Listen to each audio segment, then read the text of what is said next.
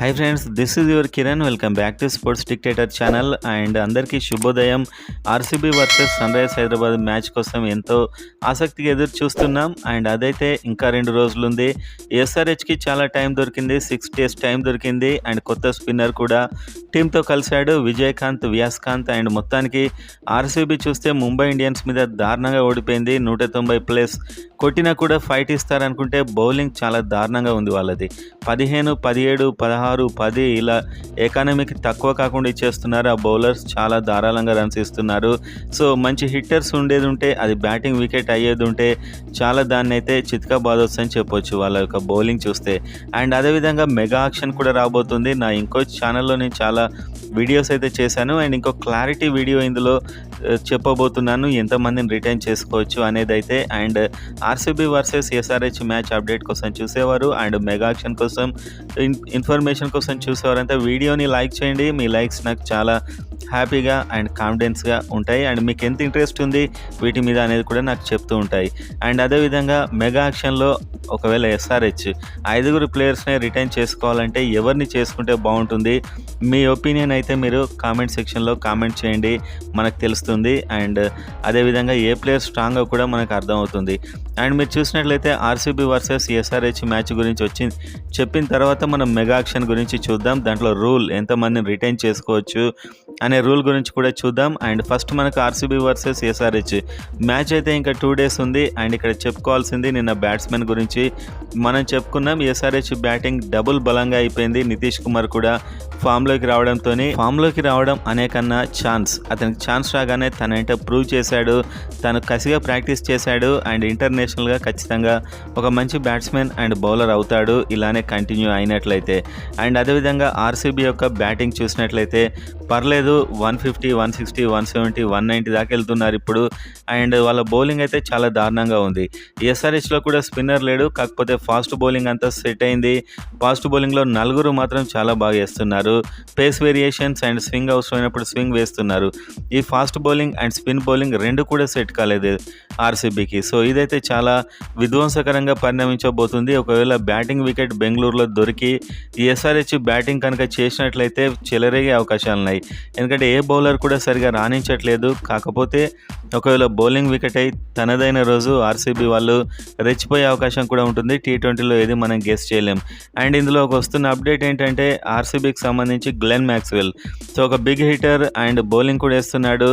And ఈ సిరీస్లో అయితే అసలే ఫామ్లో లేడు. అండ్ ఇప్పుడైతే అతను ఇంజురీతో దూరం అయ్యాడని తెలుస్తుంది. ఇంజురీతోని ఎస్ఆర్హెచ్ మ్యాచ్ ప్రజెంట్గా మ్యాక్స్వెల్ ఆడట్లేదు. ఇది పెద్ద ఎఫెక్ట్ కూడా వాళ్ళ మీద చూపించకపోవచ్చు, ఎందుకంటే అతడు ఏ మ్యాచ్లో సరిగా ఆడట్లేదు. బౌలింగ్లో బ్యాటింగ్లో విచ్చలవిడిగా రన్స్ ఇచ్చేస్తున్నాడు, బ్యాటింగ్లో రన్స్ చేయట్లేదు.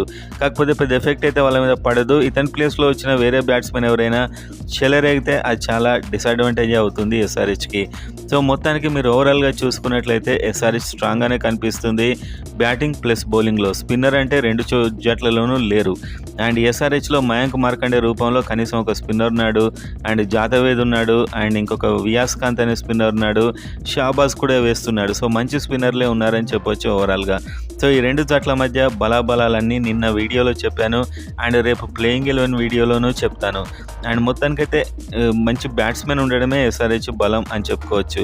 అండ్ మెగా ఆక్షన్ గురించి చూసినట్లయితే మెగా ఆక్షన్లో ఎంతమంది ప్లేయర్స్ని రిటైన్ చేసుకోవాలి అండ్ టీమ్స్ మధ్య చాలా భేదాభిప్రాయాలు వచ్చినట్టయితే తెలుస్తుంది. కొంతమంది 8 మందిని రిటైన్ చేసుకోవాలని, కొంతమంది అంతమంది రిటెన్షన్ ఒప్పుకోకూడదని. ఎందుకంటే 8 మంది రిటెన్షన్ చేసుకున్నట్లయితే చాలా ఎక్కువ రిటెన్షన్స్ అవుతాయి, టీమ్స్ ఏం పెద్దగా మారవు.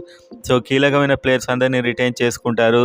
అండ్ దీనికి కొన్ని టీమ్స్ అభ్యంతరాలు చెప్పడం వల్ల మొత్తానికైతే 5 retentions and 3 RTM cards.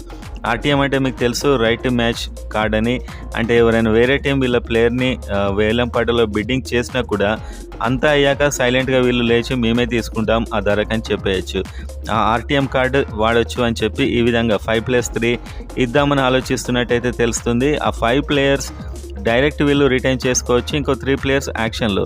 So ఇక్కడ 8 మందిని డైరెక్ట్ చేసుకుంటే టీమ్స్కి చాలా అడ్వాంటేజ్. ఈ 3 ప్లేయర్స్ కనుక యాక్షన్లోకి వెళ్ళినట్లయితే భారీ ధర పలుకుతారు. వాళ్ళని ఆర్టీఎం ముగ్గురు చేయడం చాలా కష్టం. సో, ఈ విధమైనటువంటి రూల్ అయితే వచ్చింది కొత్తగా మెగా ఆక్షన్‌లో. చాలా సెన్సేషనల్ రూల్ అని చెప్పొచ్చు ఇది. అండ్ ఈ 5 బ్యాట్స్‌మెన్ ఎస్ఆర్‌హెచ్‌లో చూస్తే ప్రెజెంట్ ఉన్న ఫామ్‌ను బట్టి చూసినట్లయితే ప్యాట్ కమిన్స్ 20,50,00,000 ఇంత పెద్ద ధర పెట్టి మళ్ళీ అతన్ని రిటైన్ చేసుకుంటారా అని చూడడం ఆసక్తికరంగా ఉంది. ఎందుకంటే అతడు మళ్ళీ బిడ్డింగ్‌లోకెళ్ళినా, వేలంపాటలోకెళ్ళినా ఎవరైనా టీం అతన్ని 20,00,00,000కు పాడినా కూడా వీళ్ళు ఆర్టీఎం వాడొచ్చు. అందుకే ఇక్కడ మనకు ప్యాట్ కమిన్స్‌ను రిలీజ్ చేయొచ్చు మేబీ. మీరు రిలీజ్ చేయగానే ఎందుకు రిలీజ్ చేశారు మేనేజ్‌మెంట్ అని చెప్పి అనుకుంటారు. కాకపోతే ఇతను మళ్ళీ యాక్షన్‌లో తీసుకునే అవకాశాలు ఉన్నప్పుడు మాత్రమే రిలీజ్ చేస్తారు. సో, ఒక ప్లేయర్ అయితే ఇంకా అభిషేక్ శర్మ. సో, ఇతన్ని ఎస్ఆర్‌హెచే తయారు చేసిందని చెప్పొచ్చు. చాలా ఫెంటాస్టిక్ బ్యాట్స్‌మెన్ ప్రజెంట్‌గా ఎస్ఆర్‌హెచ్ టీమ్‌కి ఒక పెద్ద దిక్కులా తయారవుతున్నాడు మెల్లిమెల్లిగా.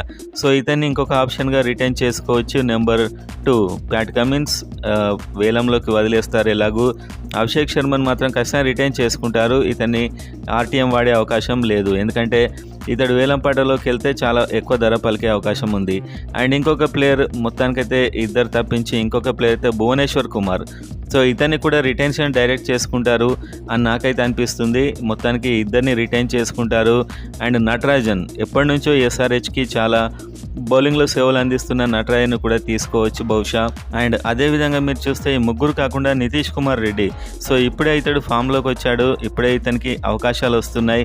సో, ఇలాంటివి ఒక 4, 5 మ్యాచ్లు కనుక అదరగొట్టినట్లయితే ఖచ్చితంగా ఇతన్ని వేలంపాటలోకి అయితే పంపరు. ఎందుకంటే ఇలాంటి బ్యాట్స్మెన్ మీద వేరే టీమ్స్ ఎక్కువగా డబ్బులు కుమ్మరిస్తాయి కొత్త ప్లేయర్స్ మీద. కాబట్టి నితీష్ కుమార్ రెడ్డి తెలుగు ప్లేయర్, తెలుగు జట్టులో ఉండడం చాలా అవసరం కాబట్టి ఇతన్ని ఖచ్చితంగా రిటైన్ చేసుకుంటారు.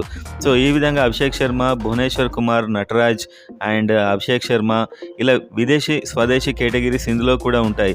సో, ఇంకొక విదేశీ ప్లేయర్ ఎవరైనా ఖచ్చితంగా రిటైన్ చేసుకోవాలి అని అన్నట్లయితే కనుక ఆప్షన్ ఉంటే కనుక ఇప్పుడున్నటువంటి ప్లేయర్స్‌లో నాకు తెలిసి హెన్రిచ్ క్లాసెన్‌ని చేసుకుంటారు. ఎట్టి పరిస్థితుల్లో హెన్రిచ్ క్లాసెన్ లాంటి బిగ్ హిట్టర్‌ని ఆ బ్యాట్స్మెన్ అయితే వదిలిపెట్టరు.